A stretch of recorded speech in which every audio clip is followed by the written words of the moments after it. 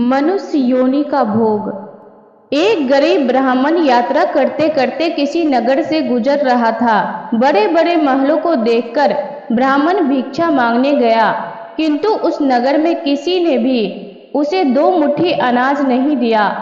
आखिर दोपहर हो गई तो ब्राह्मण दुखी होकर अपने भाग्य को कोसता हुआ जा रहा था।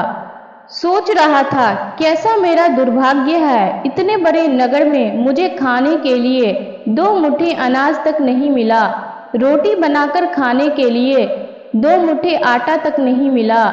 इतने में एक सिद्ध संत की निगाह उस ब्राह्मण पर पड़ी। उन्होंने ब्राह्मण की बड़बड़ाहट सुन ली। वे बड़े पहुंचे हुए संत थे। उन्होंने कहा, हे गरीब ब्राह्मण, तुम मनुष्य से भिक्षा मांगो, पशु क्या जाने भिक्षा देना। यह सुनकर ब्राह्मण दंग रह गया और कहने लगा, हे महात्मा, आप क्या कह रहे हैं? बड़ी बड़ी महलों में रहने वाले मनुष्यों से ही मैंने भिक्षा मांगी है। महात्मा बोले, नहीं ब्राह्मण, मनुष्य शरीर में दिखने वाले वे लोग भीतर से मनुष्य नहीं है। अभी भी वे पिछले जन्म के हिसाब से ही जी रहे हैं। कोई शेर की योनि से आया है तो कोई कुत्ते की योनि से आया है, कोई हिरण की योनि से आया है तो कोई गाय या भैंस की योनि से आया है। उनकी आकृति मानव शरीर की जरूर है, किंतु अभी तक उनमें मनुष्यता निखरा नहीं है, और जब तक मनुष्यता नहीं निखरता तब तक दूसरे मनुष्य की पीड़ा का पता नहीं चलता। दूसरे में भी मेरा प्रभु ही है, यह ज्ञान नहीं होता। तुमने मनुष्यों से नहीं, पशुओं से भिक्षा मांगी है। ब्राह्मण का चेहरा दुख एवं निराशा से भरा था। सिद्ध पुरुष तो दूर दृष्टि के धनी होते हैं। उन्होंने कहा, देख ब्राह्मण, मैं तुझे यह चश्मा देता हूँ, इस चश्मे को पहनकर जा और कोई भी मनुष्य दिखे उससे भिक्षा मांग, फिर देख क्या होता है। वह गरीब ब्राह्मण जहाँ पहले गया था वहीं पुनः गया और योग सिद्ध कला वाला चश्मा पहनकर गौर से देखा। ओहो, सच में कोई कुत्ता है, कोई बिल्ली है तो कोई बाघ है। आकृति तो मनुष्य की है, लेकिन संस्कार पशुओं के हैं। मनुष्य होने पर भी मनुष्यता के संस्कार नहीं है। घूमते घूमते हुआ ब्राह्मण थोड़ा सा आगे गया तो देखा कि एक मोची जूते सिल रहा है। ब्राह्मण ने उसे गौर से देखा तो उसमें मनुष्यता का निखार पाया। ब्राह्मण ने उसके पास जाकर कहा, भाई तेरा धंधा तो बहुत हल्का है और मैं हूँ ब्राह्मण, रीति रिवाज एवं कर्म कांड को बड़ी चुस्ती से पालता हूँ। मुझे बहुत तेज भूख लगी है, इसलिए मैं तुझसे मांगता हूँ, क्योंकि मुझे तुझमें मनुष्यता दिखा है। उस मोची की आंखों से टप टप आंसू बरसने लगे। वह बोला, हे प्रभु, आप भूखे हैं, इतनी देर आप कहाँ थे? यह कहकर मोची उठा एवं जूते सिलकर टका, आना दो आना जो भी इकट्ठे किए थे उस चिल्लर को लेकर हलवाई की दुकान पर पहुंचा और बोला, हलवाई भाई, मेरे इन भूखे भगवान की सेवा कर लो। यह चिल्लर यहाँ रखता हूँ, जो कुछ भी सब्जी पराठे आदि दे सकते हो वह इन्हें दे दो, मैं अभी जाता हूँ। यह कहकर मोची भागा और घर जाकर अपने हाथ से बनाई हुई एक जोड़ी जूती ले आया एवं चौराहे पर उसे बेचने के लिए खड़ा हो गया।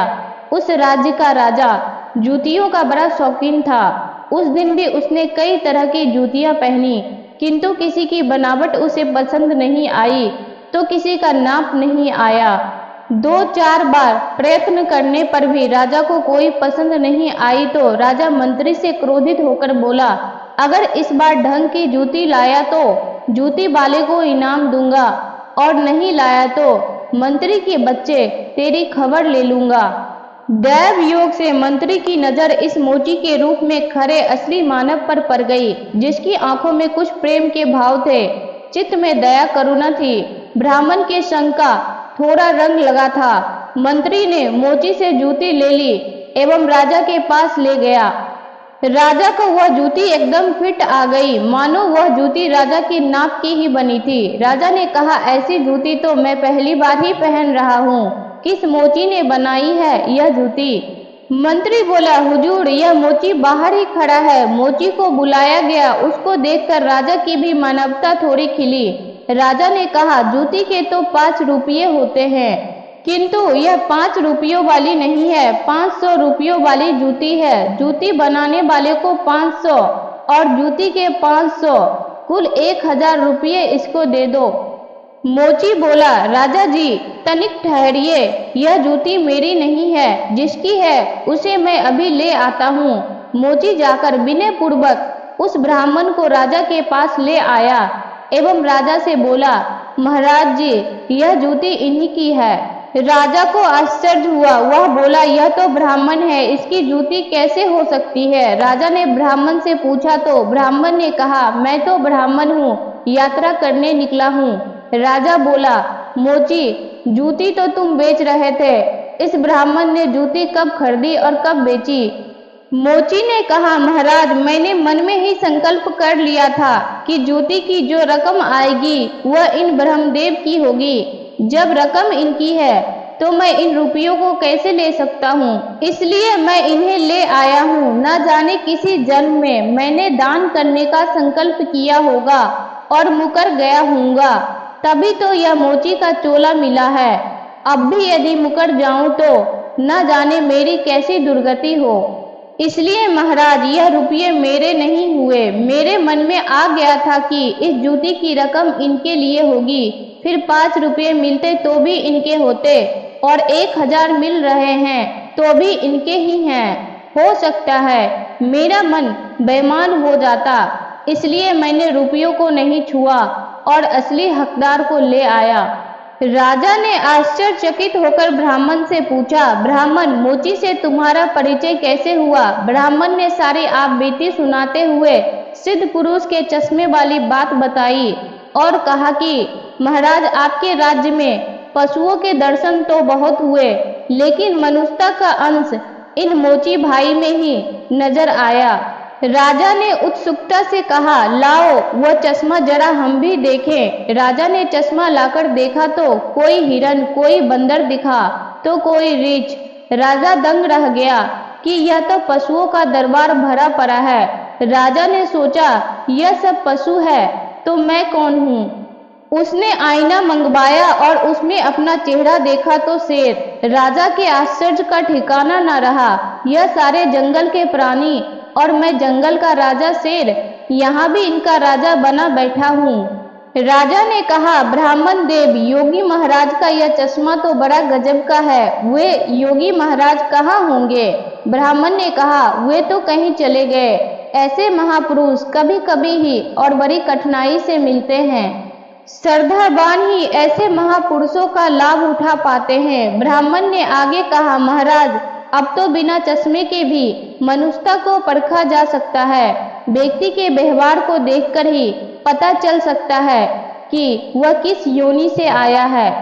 एक मेहनत करे और दूसरा उस पर हक जताए तो समझ लो कि वह सर्प योनि से आया है, क्योंकि बिल खोदने की मेहनत तो चूहा करता है, लेकिन सर्प उसको मारकर बलपूर्वक अपना अधिकार जमा बैठता है। अब इस चश्मे के बिना भी विवेक का चश्मा काम कर सकता है और दूसरे को देखे उसकी अपेक्षा स्वयं को ही देखे कि हम सर्प योनि से आए हैं कि शेर की योनि से आए हैं, या सचमुच में हमें मनुष्यता खिली है। यदि पशुओं का स्वभाव बाकी है तो वह भी मनुष्यता में बदल सकती है। गोस्वामी तुलसीदास जी कहते हैं, कुसंस्कारों को छोड़ दे, अपने भीतर छुपे हुए पशुत्व को आप निकालेंगे तो ही निकलेगा। यह भी संभव होगा जब आप अपने समय की कीमत समझेंगे। मनुष्यता आए तो एक एक पल को सार्थक किए बिना आप चुप नहीं बैठेंगे। पशु अपना समय ऐसे ही गवाता है। पशुवत के संस्कार परे रहेंगे तो आपका समय बिगड़ेगा। अतः पशुवत के संस्कारों को आप बाहर निकालिए एवं मनुष्यता के संस्कारों को उभारिए। फिर सिद्ध पुरुष का चश्मा नहीं वरन अपने विवेक का चश्मा ही कार्य करेगा और इस विवेक के चश्मे को पाने की युक्ति मिलती है सत्य का संग से, अर्थात सत्संग से। तो हे आत्मा जनों, मानवता से जो पूर्ण हो वही मनुष्य कहलाता है। बिना मानवता के मानव भी पशु तुल्य रह जाता है। इसलिए आप जो भी कमा रहे हैं उसमें से कम 2% दान करते रहें। जो सेवा आपको सही लगे उसमें। वीडियो अच्छी लगी हो तो लाइक शेयर और ऐसे ही वीडियो को देखने के लिए हमारे चैनल को सब्सक्राइब जरूर करें। धन्यवाद।